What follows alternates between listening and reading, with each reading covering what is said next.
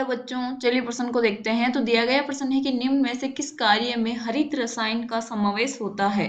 First है CFCS को पर्यावरण के अनुकूल HFCS एवं अन्य यौगिक के द्वारा प्रतिस्थापित करना।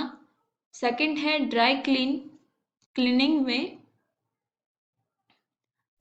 ड्राई क्लीनिंग के लिए हैलोजनीकृत विलायक को दारू CO2 से प्रतिस्थापित करना।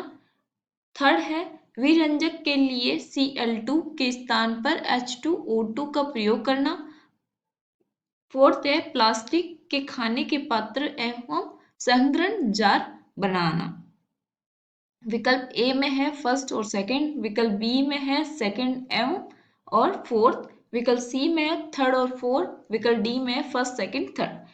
अब हमें क्या बोला गया है कि निम्न में से जो किस कार्य को हम हरित रसायन का समावेश होता है। तो अब इसमें हमें 4 कथन दिए गए हैं, उसमें से कार्य दिए गए हैं, वो हमें बताना है इनमें से कौन सा हरित रसायन का समावेश है और विकल्प हमें दिए गए हैं, सही विकल्प का हमें चुनाव करना है। तो सबसे पहले हम क्या लिखेंगे, मुख्य अवधारणा। तो मुख्य अवधारणा क्या हो जाएगा, हरित रसायन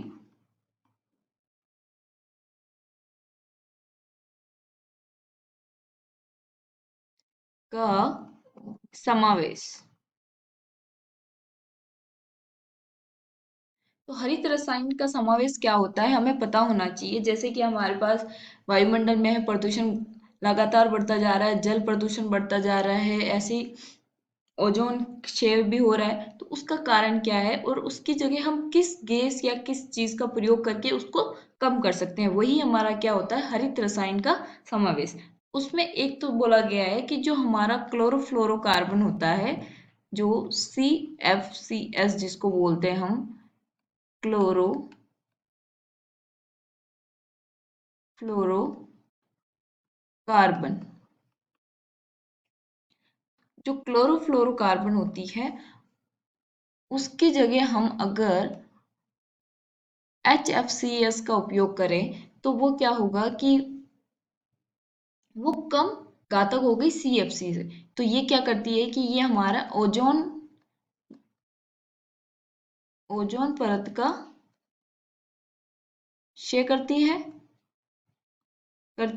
क्योंकि ये क्या करता है, क्लोरीन के मुक्त मूलक बनाता है और वो क्लोरीन क्या करता है कि हमारा ओजोन के साथ अभिक्रिया करके ओजोन का क्षय करता है। तो ये पहला है। दूसरा, तो ये वाला क्या होगा, इसने भी यही बोला है कि पर्यावरण के अनुकूल HFCS अन्य यौगिकों द्वारा प्रतिस्थापित करना, ये भी सही है।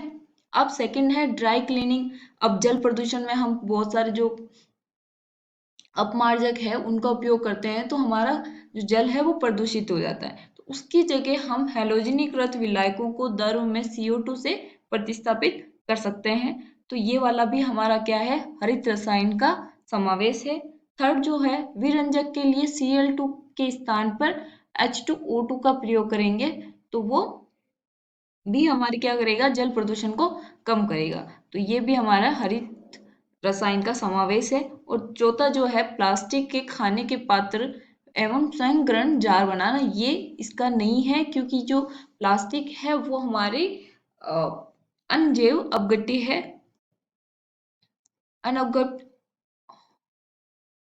अनअपघट्य है। तो इसका उपयोग हरित रसायन समावेश का नहीं है। ये उदाहरण 3 जो है हमारे वो हरित रसायन का समावेश है। तो जो हमारा सही विकल्प होगा वो होगा हमारा डी, जिसमें फर्स्ट सेकंड थर्ड तीनों दिए गए। आशा करती हूँ आपको समझ में आया होगा। धन्यवाद।